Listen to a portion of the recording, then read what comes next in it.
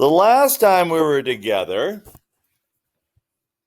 well, I wasn't here, but the last time you listened to me, hopefully, and you were able to draw different triangles and figure out, well, if it's the sine, it's the adjacent side over the hypotenuse. Okay? And if it's the cosine, or if it's the sine, it's the opposite over hypotenuse. If the cosine, it's the adjacent over hypotenuse. How the unit circle works is it is a radius of 1. So since it's a radius of 1, the hypotenuse, no matter where we are at, is always 1. Okay, the hypotenuse is always 1. So if we look at this triangle right here, the hypotenuse is 1. It's a 30, 60, 90 triangle. So the short side in a 30, 60, 90 is half the hypotenuse. So this is 1/2. The long side is the square root of 3 times the short side. So it's the square root of 3 over 2. So that's where these two numbers come from. The adjacent side is your x. Your opposite side is your y. Okay? So your sine is your opposite side over hypotenuse. So your sine is 1/2. Your cosine is square root of 3 over 2. So for a 30-degree angle, your sine is 1/2. Cosine is square root of 3 over 2. Your other ones you can find after that. Okay? For a 45, 45, 90 triangle, if your hypotenuse is 1, then your sides are 1 divided by the square root of 2. If you use what we learned in geometry about a 45, 45, 90 triangle. Wherever the hypotenuse is, to get to the side, you divide by the square root of 2. Well, we don't leave things with square roots on the bottom. So we multiply top and bottom by square root of 2. So this is square root of 2 over 2 and square root of 2 over 2. Okay, so that's why each of these are square root of 2 over 2. Okay, so that's where the numbers on the unit circle come from. So you can look at it, and I can say, what is the sine, and let me blow this up, what is the sine of 3 pi over 4? Well, you look on your unit circle. You don't have to draw a triangle. You just look on your unit circle. 3 pi over 4 is right here. Oh, it's square root of 2 over 2 because sine is y, cosine is x. Okay. I could say, what is the tangent of pi over 4?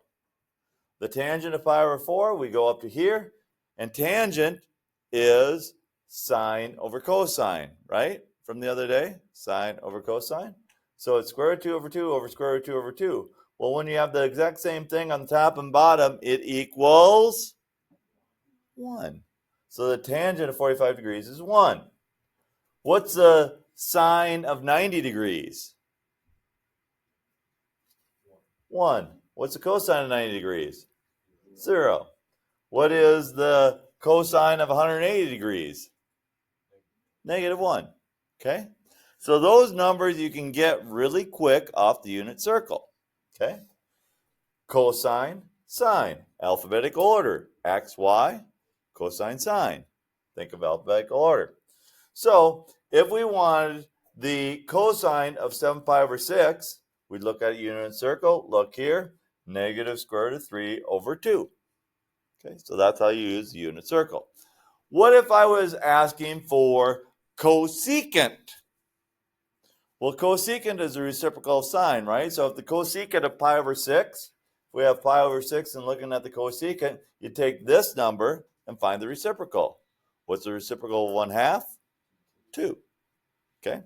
So what are we going to be doing today in class? Well, today we're only doing one short lesson, and it's basically finding the value on the unit circle and figuring out the angle that it should be. And you're also doing some calculator stuff too. Okay, so have out your calculators if you don't have them out yet. Okay, so we know on the unit circle that at pi over 3, it is 1/2 square root of 3 over 2. Okay, you can look on your unit circle and see that at pi over 3, you have the ordered pair 1/2 square root of 3 over 2. Okay, this says Where is a cosine equal to 1/2? Well, it's equal to 1/2 at pi over 3. But then some of you are saying, yeah, but Mr. Bierschbach, if you look down at 5 pi over 3, the cosine is also 1/2, because that's at 1/2 negative square root of 3 over 2.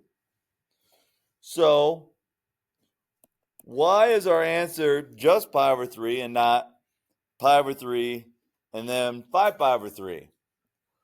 Well, when you're working backwards, when you're finding the angle which is equal to a value, okay, a cosine value, what you do for cosine, you just go from 0 degrees to 180 degrees, or you go from 0 to pi. Okay, you go from 0 to pi. Now, this wants it in degrees. I see a degree mark there. So what's pi over 3 the same as? Look on your unit circle. Pi over 3 is the same as 60 degrees. Okay, so your unit circle can really help you out by, I can't remember what 5 pi over 4 is, and then you'd have to multiply by 180 over pi and cancel and so on. Okay? So, but this way, what do we got? Okay.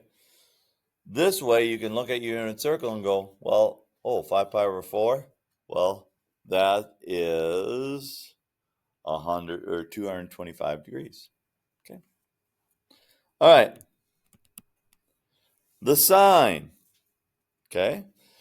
When we're working with sine, it goes in between negative 90 degrees and 90 degrees. So it's negative pi over 2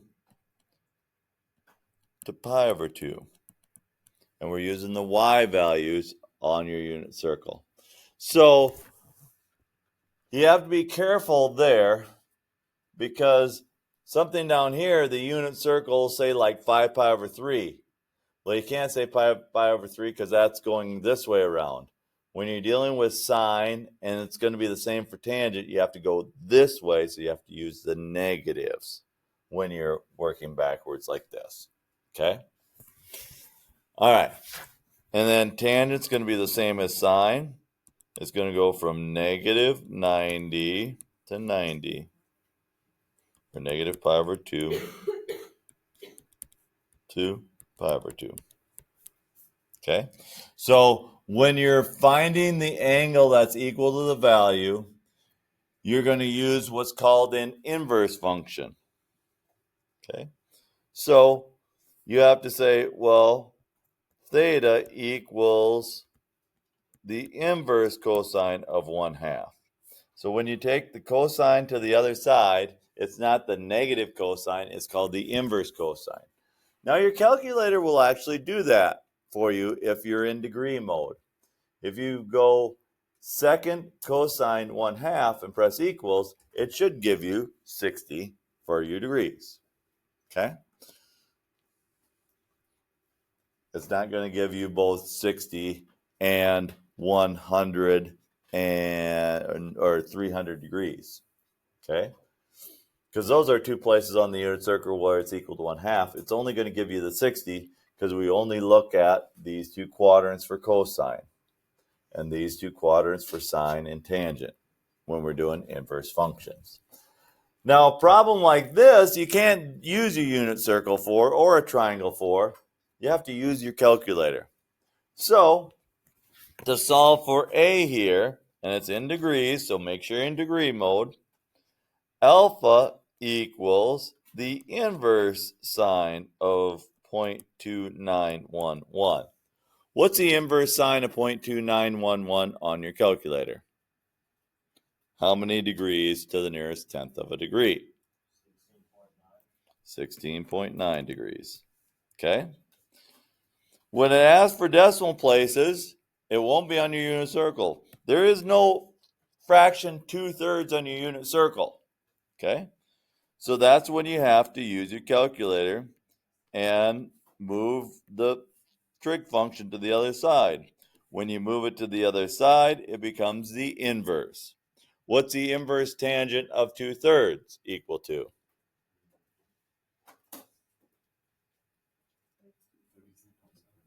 33.7. There you go. Number 4 says exact value. When you see the words exact value, that's when you want to pull out your unit circle and use it. Okay? Will your calculator do this one for you? Probably.